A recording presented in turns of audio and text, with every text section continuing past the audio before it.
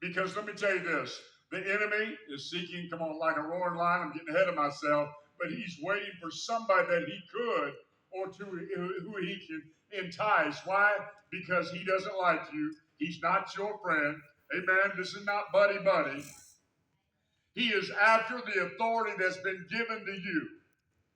The enemy, the devil, lost his authority. Amen. And Jesus, when he came and hung upon the cross of Calvary, come on, he that ascended first descended. He went down hell and fought our fight, won our victory, and he said this. He said, I give you authority.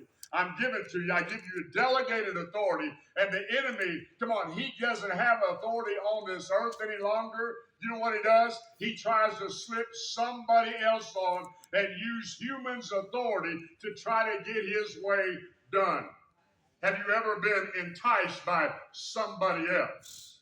Come on. You understand that we wrestle not against the person, but the devil will slip somebody on and even put lipstick on them, amen, or cologne. He'll put it on, and I promise you, he will slip them on to try to entice, to try to pull you down. This is what, come on. This is what Ephesians 6 says, for we wrestle not against flesh and blood, but against principalities, against powers, against rulers of darkness in this world, against spiritual wickedness in high places.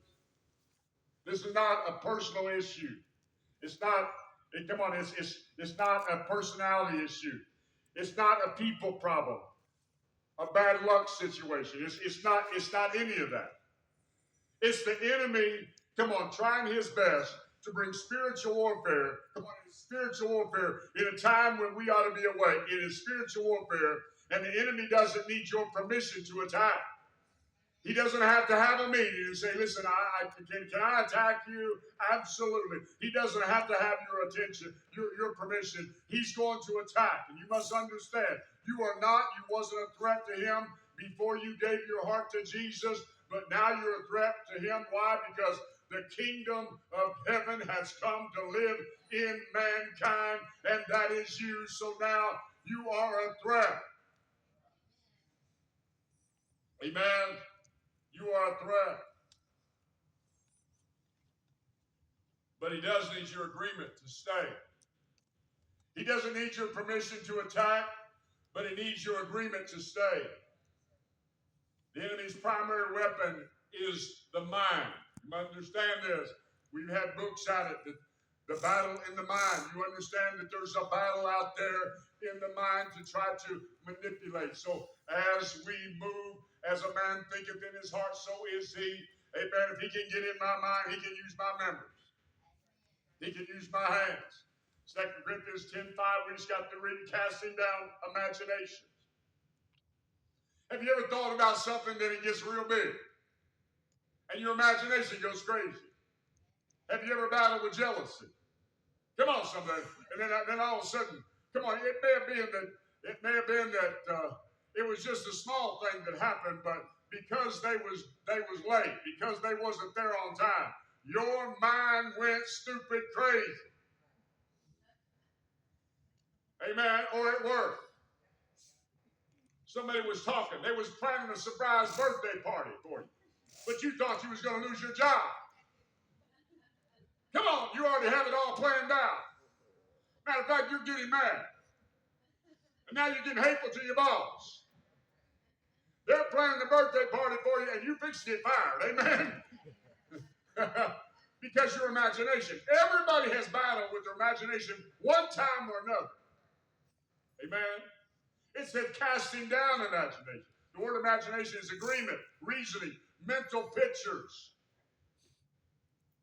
Amen.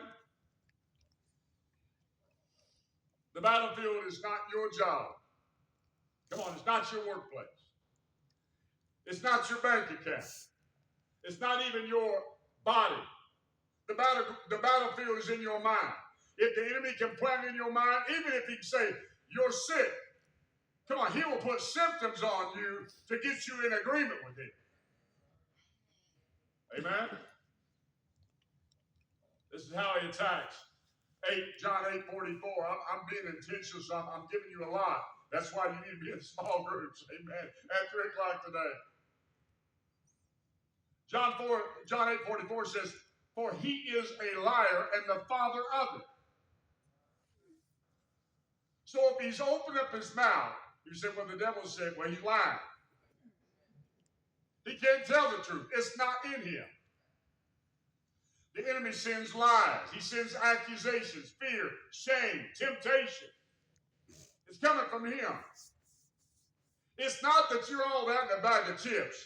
He's just trying to spoil the whole chip bag.